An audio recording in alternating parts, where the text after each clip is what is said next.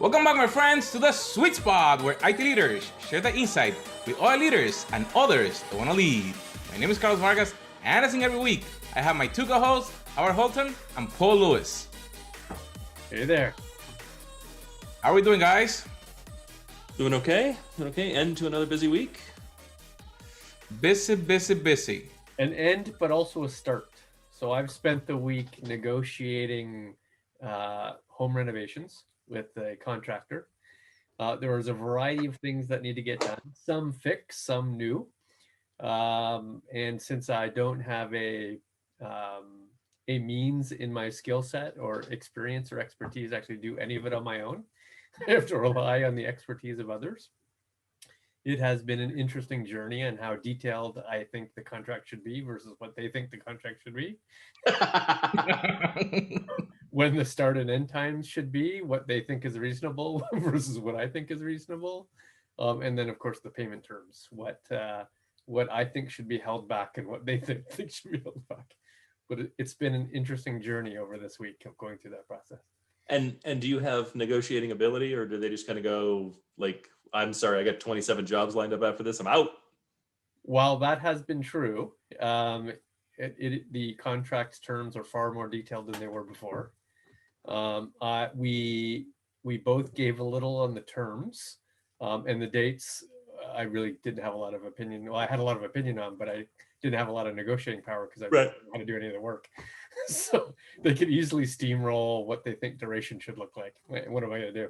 I can't argue with them. I've never done it before. Nice.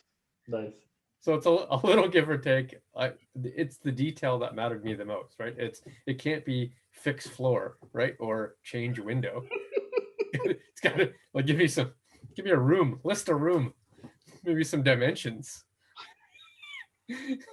Yeah. It's actually kind of funny. A window at random. I want this window changed. Right. It's kind of funny. I'm kind of going through the same thing. I've got a woodworker, cabinet maker, finishing up my bar downstairs. Right. We had this little like space in our kitchen that wasn't used for anything that I ended up turning into a bar. And every step was a negotiation against myself. By which I mean, there was no part of it I could not do myself, except find the time to do it myself. Right. And so the whole project started. I mapped out, knew what I wanted, kind of the whole thing. And then my wife goes, "Okay, cool. Are you going to start on that?" And I went, "Absolutely." I had the best intentions in the world. And then a week would go by and she's like, "Okay, so you said you were going to start on that. Are you actually going to start on that?" Absolutely. And finally I went, "Just call a guy." So he built the base cabinet for the bar, right, which was really nice. And it had no countertop. And I'm like, "I'm going to do the countertop." And then like a week goes by and I go, "Call the guy." And then got that installed, and then installed a cabinet because I didn't want the wine fridge on the floor because I don't like bending over if I can avoid it. So I put the wine fridge up top. And she goes, "All right, so what do you want to do?" "Call the guy." And then I designed this really cool wall treatment, like pallet wood, only I'm using the staves from bourbon barrels. Cool. Right? Cool. Since it's a bourbon bar and I'm a bourbon fan, I figured whiskey barrels and bourbon barrels would be pretty cool. So I got all the barrels, broke them down, kind of started mapping out what that would look like. And my wife goes, "Hey." Yeah, just call the guy. Right. Now, are you also getting a robotic arm to do the actual serving? No, but I think that would be awesome. Like a robotic bartender that uses video recognition to find out where the right bottle is, and That'd be cool. that'd be awesome. But no, I'm not going to do that. At least not yourself. Call the guy. Call the guy. So the guy will be here. He was supposed to be here today. I don't think he's going to make it today, but he'll end up being here early next week to finish it. And we decided we're going to sell the house in the next couple of months and buy another one. Where the very first thing I do when we move in is, "Hey babe, call the guy." Because we'll be building another bourbon wall. And I'm really not looking forward to moving 500 bottles of liquor. Maybe you'll luck out and the new place will in fact already have a bar of your dreams. I don't, again, I have 500 bottles. We've looked at a couple places that have had bars, and it's actually been the reason that I've said those houses won't work for us. Yeah. I can't, what am I going to do with a place that holds 30 bottles? Have you seen the bar in the show Lucifer? Yes, that's kind of what I need. Yeah. I see. It's a pretty big bar. Fully lit. Like I need far more chaos in my bar situation. Right. Got it. So it sounded a little bit stressful what you guys have been going through this week. I have had a little bit of stress on my side too, but those contractors and 500 bottles, I can imagine 500 pounds of coffee, or 500 bottles of whiskey. You need to be careful. Doesn't that stress you out? So I'm actually convinced that the 500 bottles will be a major negotiation in my estate, because I don't actually drink that much. Like I drink about 6 ounces of liquor a week on a good week. This last week I had maybe 2 ounces. Now, so there's no way. Drinks or 2 drinks?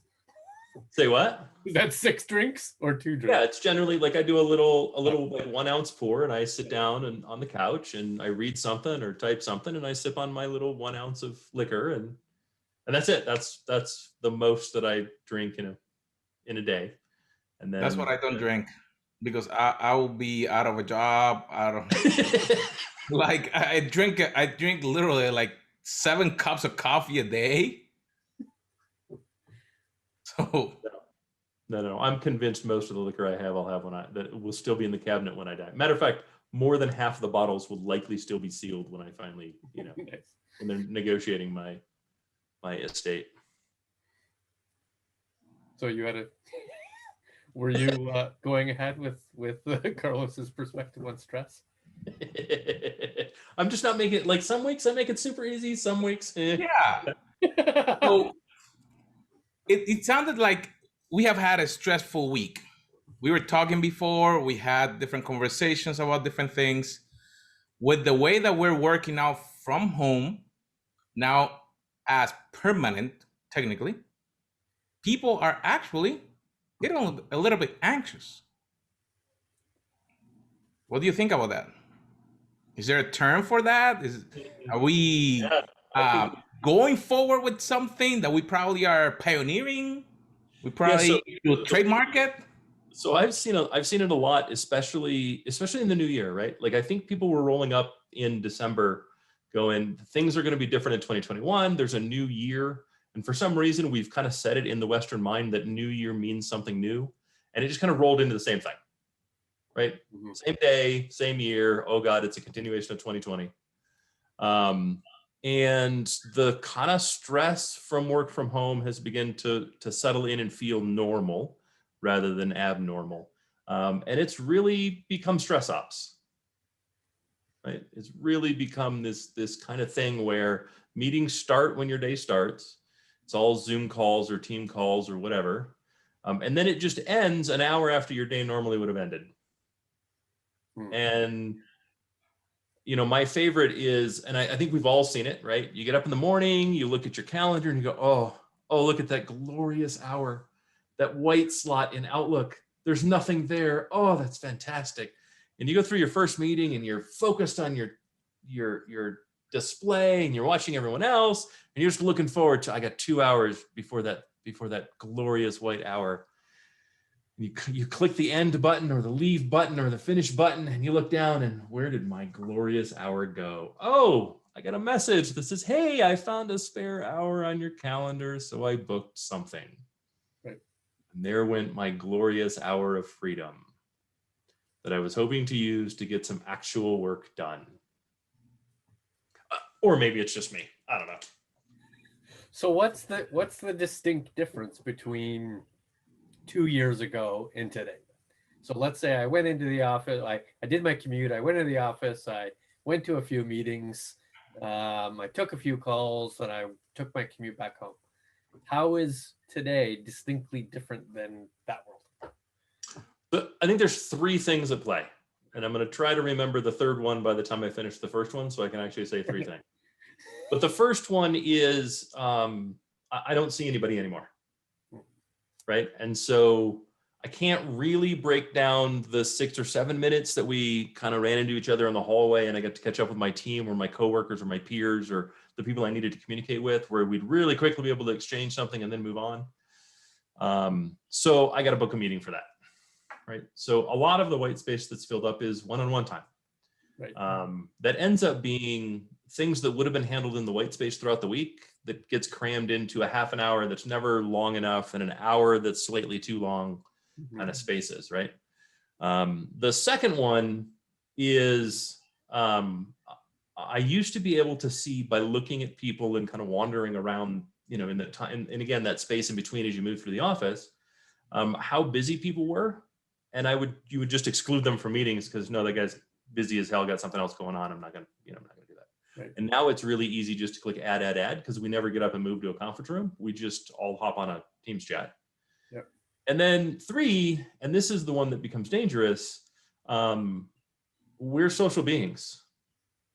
And it's a combination of people no longer being people, right? But rather characters on the TV screen. Right. And I don't get the social interaction any other way. And so it's kind of social interaction, right? It's kind of an evil combination, right? It's almost interactive characterized television. Right. Right. We like to think that this is real, but it's not actually real. And your brain knows for a fact it's not real.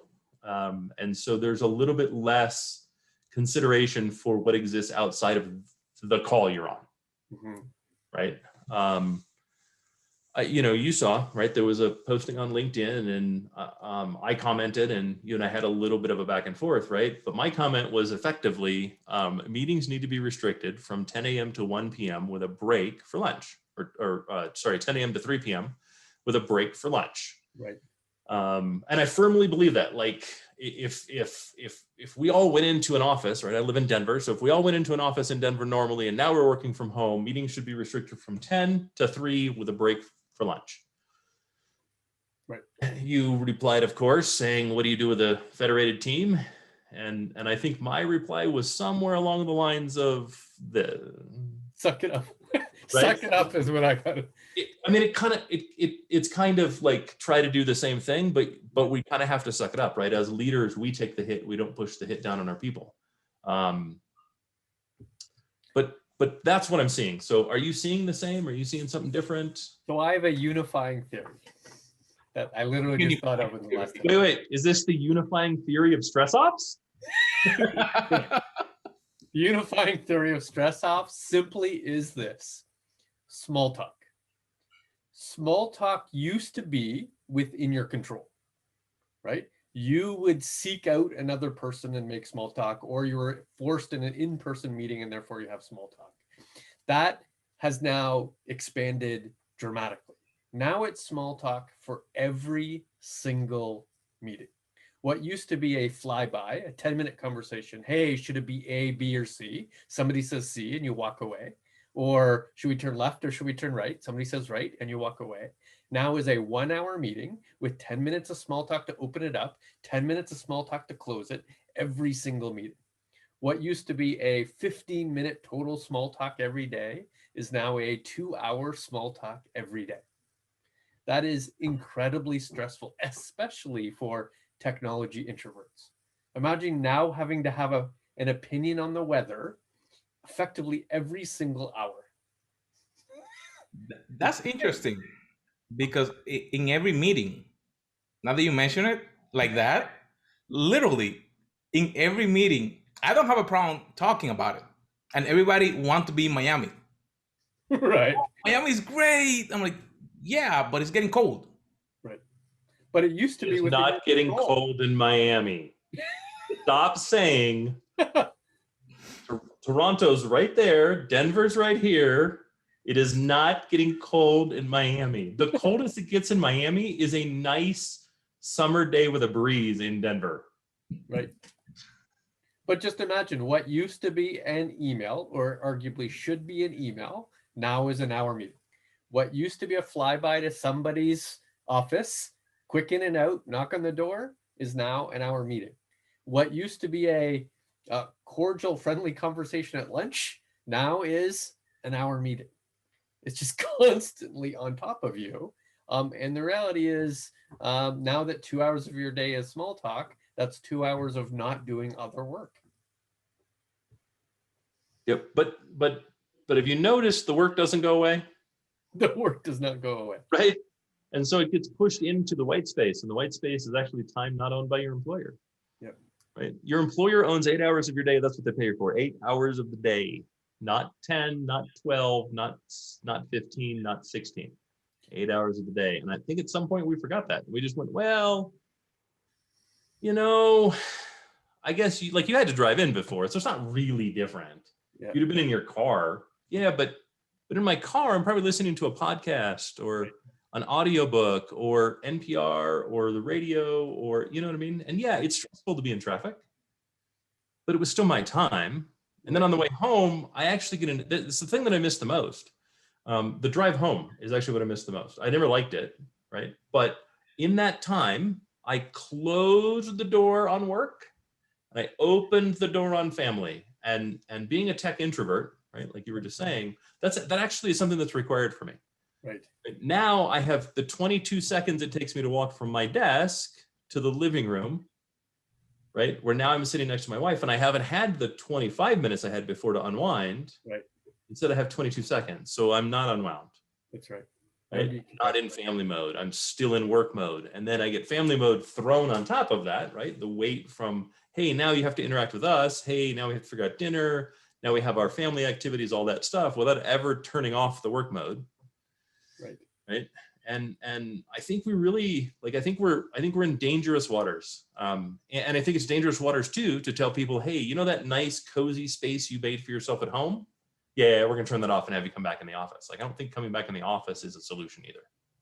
Do you think proof of productivity is also changed over time? So not to say that we did this, but on occasion you'd go into the office and sit in your cubicle and do work. And then arguably that was proof of productivity. Your manager would come around, notice you were at your desk, seeing a laptop open, PowerPoint was there, you're making a modification. Even if the ultimate outcome was nothing, it was still proof of productivity. Now, because none of that occurs at all, you actually have to produce output on a semi-regular basis, and that's actually adding the stress. There's no easy days because every day needs to produce an outcome that is easily accessible and articulable to your manager or to the team as a whole. So, and a lot of managers, how they measured you was not by the output, but by the drive-by. Right, by the presence. Correct. And so the presence is now the team meeting, right? Which is not productive time in the way that, if I was productive before and my manager walked by and kind of peeked and kept walking, okay, you might disrupt my thought. I can kind of get back to it because it's maybe 5 minutes. Right. Right. So, okay, I've lost 5 minutes. I've lost maybe I've lost 10 minutes, right? Lost the thought for 5 minutes, have to find 5 minutes to find the thought. Okay, fine. Right. Now, no, it's an hour and I'm not finding that thought again. That train has left the station. Right. Right. So now I got to go back to, oh crap, where was I? I got 12 other windows open because we were in the middle of a conversation. Every time there's a conversation, you're opening stuff to find what the conversation's about. Now I have to close all those windows and reopen all the windows that were my working product and kind of get back into whatever mode it was for whatever I was thinking about at the time. Because, we're knowledge workers, not task workers. So I can't just drop into a task, right? It's hugely disruptive. And in many cases, I'll lose 2 hours a day just from the task switching, because the task switching takes so long. And not only is it work task switching, but also it's work home task switching. Because since you're in your den, in your office, to which you both work and pay bills, right? And negotiate contracts and search for your vacation, then you're likely to do both of those things throughout the entire day, all day, every day, weekends, right? A weekend is the same as a weekday. I'm going to do as much work as I am going to do as much home things because I'm in front of my computer. I might as well answer that email. Yep. That is interesting that you mentioned that about a week ago, on Friday, it was not that I was feeling burned out, but now that you mention what, like, I was realizing that I was doing something like that. And I decided to leave and not get back into my office. And that's rare for me because, like you said, is where I, like, here's what I also produce, like the podcast, what I do other stuff. Right. And I felt so overwhelmed and I couldn't understand why. Just the thought of going back, or even with my laptop, like I could sit down with my laptop on the living room. And then I started thinking, I'm seeing that people don't want to get their work measured. You mentioned about getting the output. Mm-hmm. And I was working on a project and I created a report about what was happening. And the people in the project started getting upset because now there was an automated way to show the progress. Right. Now you mention it. Is that something that could be adding stress that before, like you mentioned, there was not a real way of measuring the output, and now we have to find ways to actually show that progress? But more specifically, sometimes just being present equaled productive. Right. And now because you're not present, you have to produce output greater than just being present, which is incredibly stressful. We have to produce output and proof of output. And proof of it, yeah. Right. It's this awful kind of new thing. Yeah, and it has to. I'm also seeing a lot more player coaches being more player than coach than they were before. Mm. Right? Like you would coach in person because you'd go sit in a cubicle together and share a keyboard and, hey, let me show you how to do this thing so you can do it in the future, right? Like it was easier to be a coach when people are there. I could find time to squeeze in, but there was a ton of time where I'd be doing something. Right. Or preparing to do something and I'd stop and I just hit somebody in the office up. Hey, you haven't done this thing before. I'm about to do it. Would you like to come into my office and take some notes and do it? Right. You don't have that option anymore. And it's a real problem for leadership, right? If I'm a developer, I have real output, right? I'm producing code. That code gets submitted into the code repository and I get to do quality assurance on it, right? There's a literal thing that I'm producing. But series of leaderships, including up to the CTO, so most of your day might simply be decisions. Turn left, turn right, choose this, choose that, buy this, don't buy that. Well, how do you measure something like that? How do you measure decisions? It's almost impossible, right? The CEO is going to say, are you producing output? Well, I made 100 decisions. Would you like me to go through them with you? No, it's a weird articulation of that. Yeah, and I think that leads to a lot more reports, right? Mm-hmm. We now need to better articulate what we do because no one can see it, right? The seeing isn't as obvious. So now we have to produce reports so that people can better see what we're doing. Right. Right. And I find myself in that very situation now. Right. Thank God for the currency report. So at least I know what report I'm building. But it's not just seeing. Now people can evaluate and provide perspective on. You used to make 100 decisions a day. Nobody was evaluating whether that was enough. Maybe it should be 200. Sure. Or maybe they're micromanaging and say, you know what, this 3, I would have chosen the opposite decision. It's like, you don't have the time or energy to reevaluate everything you've done. Well, and trust is another one, right? It's easy to build trust with your peer group now, and I find it's faster. Right? Because even, especially at the leadership level where you're tangentially related to your peers, right? We work in the same department, but the reality is in the office, our desks are 600 feet away, maybe not even in the same office. Right. Now we're all in the same teams, right? And so we're building that kind of trust with and rapport with each other faster. Outside of our peer group, oh no, we're not. No, quite the opposite. Because we used to run into each other in the office. We'd often even have lunch together, right? Sure. 5 or 6 of us would just go, hey, we're going to have lunch. Let's go have lunch. And you'd build your trust repository that way, right, with people that you otherwise, you interacted with when you did a project that happened to touch them. Now, the only time is when you have a project that's going to touch their team, their group, their kind of, domain or silo.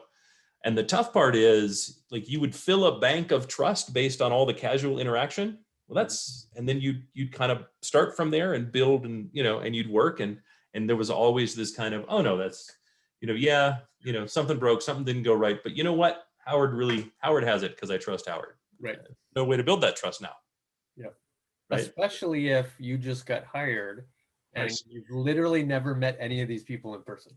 That this window is the only window you have into this person. And as you can see with the three of us, you don't even know what our houses look like.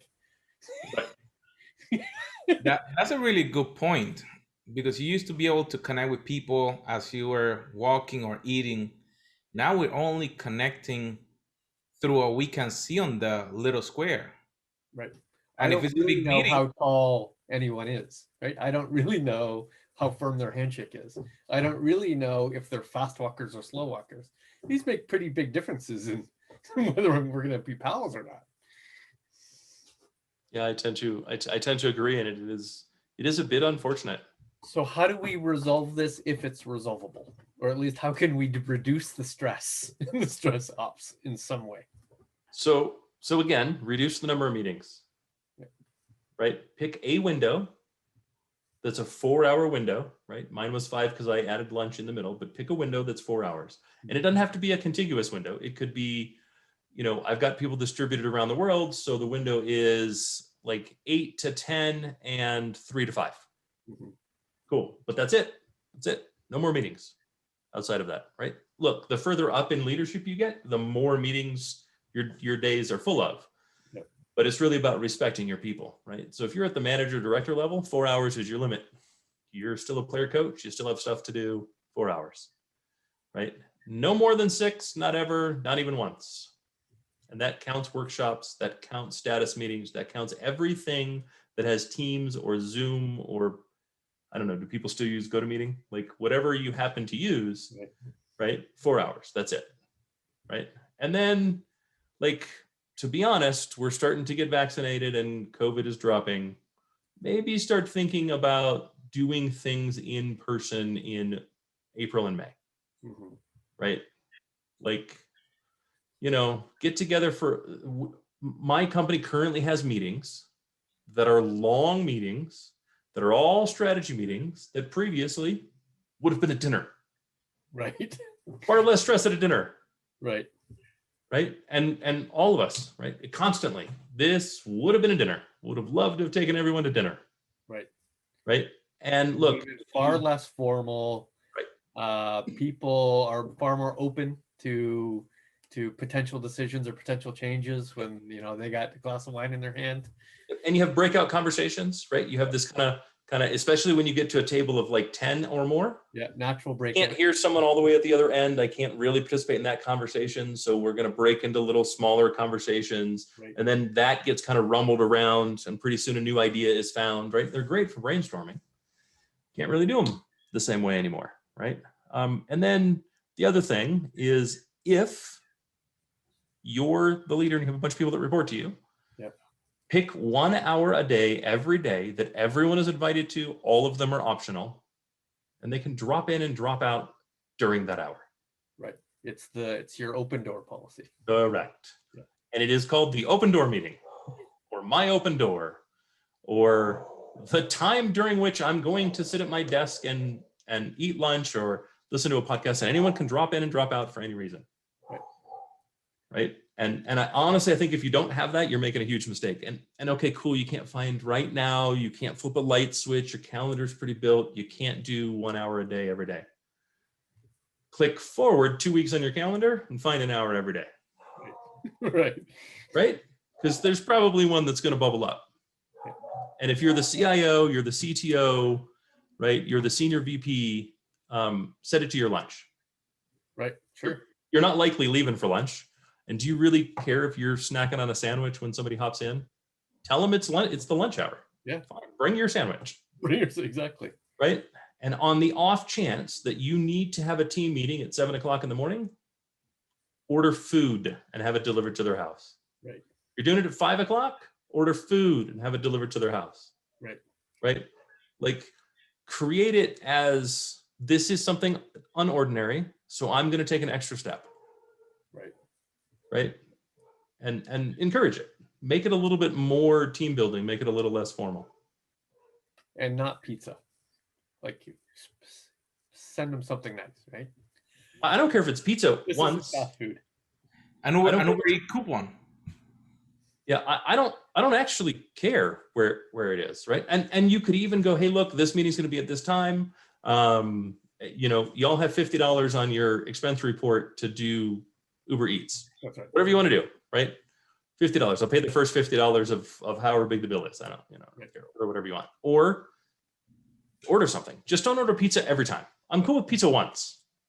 Then go do sandwiches, then do Indian food or Chinese. I don't care. Whatever works for you. But so I'll extend some of your suggestions. So I would recommend actually creating an artificial commute time. So I spend a good portion of my time, let's say an hour in the morning before I'll start any work. That's when I read the tweets. That's when I read the RSS. I'm sitting on the couch. I'm not sitting in the office, but I'm already dressed. I'm ready. Arguably, I'm ready for work, but I am going to spend dedicated time not doing work before I actually get to work. And then the same kind of thing at the end. I'm going to still in my attire, and I'm going to go to another location. Maybe it's outside. Maybe I'm taking the dog for a walk. I'm doing something else to be that difference in time between work and home. And I'm a big fan of physically leaving the house. Get out of the house, even if it's just a walk. Maybe it's a quick drive to the coffee store. Maybe it's just a drive around the corner. Do whatever you need to do. Get not only a different room in the house, but completely different outside, and smell the smells, the fresh air, the whatever's to make that happen. I would also encourage much smaller meetings, right? If it can be 15 minutes, make it 15 minutes. If it can be half an hour, make it half an hour. 1 hour isn't a default meeting. That's not appropriate. And then just finally block your time, right? Actually put hours in your days that you, in fact, looks like you're busy. Somebody else blocked this time. It just happens to be you. Right. Yeah. What do you think about a lot of small meetings? I've been encountering those lately. They sent me like a 15-minute meeting, and I have probably like 7 of those, one after the other one. No, that's wicked exhausting. Because all you're doing is task switching over and over and over again. Yeah. Right. Yeah. You still work in hour blocks, but you can have a 15-minute window meeting in that block. Right. It changes the way you manage your calendar. You have to put in a lot more physical blocks yourself just to ensure that it doesn't happen. So I physically block most of my calendar, especially. So one of the things that I would suggest, and I would suggest it right now, block your calendar from 5:30 p.m. to midnight, and from midnight to 7:30 a.m. Right. Permanent block. It's recurring. It has no end date. Right. Then someone's going to get a red X next to your name when they try to schedule a meeting, and they at least have to reach out and say, hey, I know you have something during this time, but I really need you to make this. And they can't just randomly throw crap on your calendar and expect, no, sir, that time was already blocked. You don't get to just call an audible and say, oops, I wasn't paying attention. Yeah. You're required to pay attention to the fact that I have no availability during that time. Right. And force them to talk to you before booking the time on your calendar that is out of working hours, period, end of statement. You could be even more extreme and just block your calendar entirely. You absolutely could. And now it's meeting by exception. The only time you'll ever accept a meeting is when they reach out, just like you said, and beg for that time. And then block an hour and a half every day around lunchtime. Right. Because it's going to bleed. But it's important. That break is important. The break doesn't exist because your employer is nice to you. Right? The break exists because you have to be able to take a reset. So block some time in your calendar, block your breaks, block everything. Just put blocks. Put a block at 10 o'clock to 10:15. Put a block at 2 o'clock to 2:15. Right? Be prepared to give it up, but make them ask. technology-wise, I'm seriously considering separating my devices. A laptop for work that does not have access to my personal content. 2 phones. And even changing my physical presence. My personal laptop will stay in the kitchen, and I will use it in the kitchen, and it will not have access to work email. Well, this is in the kitchen, but yeah, exactly. No, but I get exactly what you're saying. That don't have access to each other, sitting in physically different places. Yep. The other thing that I found works is because I don't like to disconnect my laptop from its docking station, right? My work laptop, because you know how that goes, right? And nothing ever resets completely. Yeah. Get an iPad or a tablet, can be as cheap as you want. Get it connected to your work Teams or a Zoom, and then if the meeting is just a meeting, you're not having to look crap up, go sit outside. Yep. Right? Go sit on the porch. Go sit on your deck. Go throw headphones in if you don't have to be on video, and go for a walk. Go pace, do something. I find that helps me a lot. Yep, good point. Those are good That was points. good talk. But yeah, after work hours, this thing, my work phone stays in my office. Nice. My supervisor has my personal if he needs to text something. And that's it. There's no such thing as a CTO emergency. Right. Sorry, doesn't exist. And that's a valuable advice. Unless you're lost in the Malaysian jungle. There is no emergency. In which case I couldn't help you anyways. Right. I'm sorry, my Malaysian map doesn't work. I don't know what you're expecting. If you can call me, why aren't you calling rescue services? It doesn't work at all. Well, friends, there you have it. Look at what you're doing, the time that you're spending on work, because you may be going towards an area that is bringing stress to your people and eventually gonna add stress to you as a leader. So make sure that you subscribe and you share this with your team so we can continue to grow and be the leaders that we can be. We'll see you on our next episode.